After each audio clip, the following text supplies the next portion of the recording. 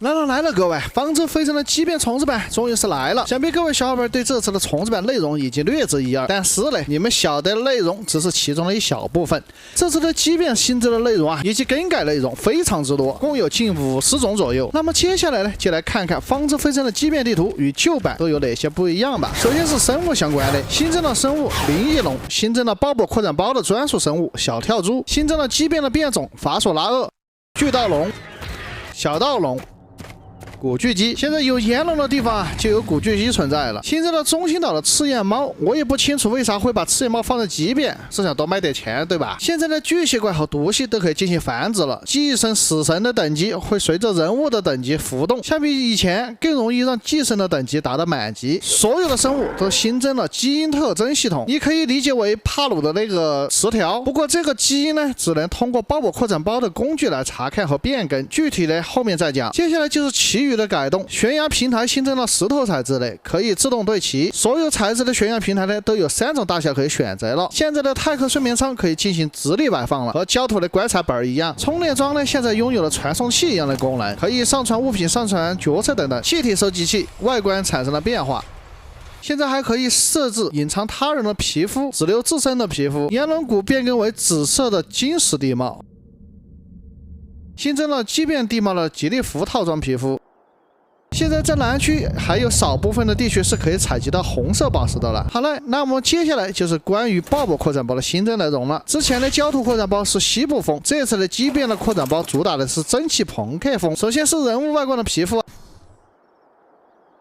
新增了一个炎龙安具皮肤，使其更有蒸汽朋克的味道。然后是蒸汽朋克的风格的建筑皮肤，可以让地基、墙面、天花板这些都成为蒸汽朋克风格的建筑，就连桌子、椅子也可以变更。时间秒表，拿起秒表按一下左键即可标注一处位置，随后在这个限定的时间内，不管你在任何地方，再按一下左键，便可以立即传回到刚才所记录的地点。要注意的是，这个东西有3分钟的冷却时间，效率适中。别以为这玩意只是一个装饰，这个东西啊大有用处。像这个钟供电并且开启，就可以增加一定范围的工作台的制作效率，非常的牛，有没有？物业保险箱你可以理解为风干箱升级版，主要是用于风干肉和保鲜类作用。朋克书架主要是存放图纸用的，但并没有这么简单。这个书架的图纸是可以实时共享到附近其他工作台的，只需要在工作台长按E设置一下，然后工作台就可以使用书架里的蓝图了。以后制作图纸类物品终于不用再跑来跑去的取图纸什么的了。聚光灯就是一盏聚光灯，但是你可以用刷子为其刷上一些字或者是图案，比如说蝙蝠侠的那个图标。粘性喷枪按 Ctrl 近战攻击来采集尸体进行充能，默认发射紫色毒气弹，毒气的伤害不高，具体呢能用来做啥我也不太清楚。R 可以切换为防射的跳弹，可以让其他的生物起跳，也能让玩家起跳，配合跳珠或者是滑翔翼，感觉还蛮不错的。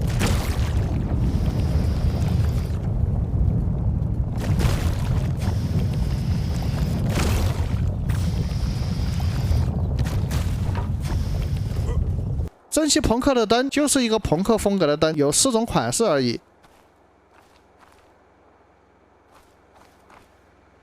蓝图合成台可以将3张图纸进行合成，有一定概率失败，但具体怎么使用呢？还需要大家自己测试一下。基因扫描仪以及基因存储器，个人觉得这是最重磅的内容更新了。之前呢，咱们不是说过嘛，现在所有的生物都有基因词条的存在，用这个基因扫描仪按右键就可以快速的查看该生物有什么基因词条。比如说这一只是巨人杀手，而这一只又是耐力可变。巨人杀手呢，就是对体型更大的生物造成额外的伤害；耐力可变就是让耐力可以变得更高，更容易的进行耐力的突变。当然有正面基因，也会有一些负面的基因，和那个帕鲁的词条啊，简直不要太像，但怎么感觉又有点侏罗纪的味道。通过基因扫描仪呢，我们可以直接从家养的生物身上提取出该基因，将其放入到基因存储器里存放，然后可以将该基因转注到其他的生物身上。目前呢，我知道同类的生物可以互相转移，不同种类的还没有试过。朋克机器人貌似可以自动采集和自动制作物品，但是我认为没有研究明白到底是咋设置的。胚胎孵化器用基因扫描仪可以从怀孕的哺乳动物身上提取出胚胎，然后放进胚胎孵化器里就可以进行孵化了，就和孵蛋器一样，可以自由的掌控破壳时间。齐柏林飞艇，烧汽油类飞艇，畸变地图中唯一可以向上飞的玩意儿，可以在上面建造，配合时间秒表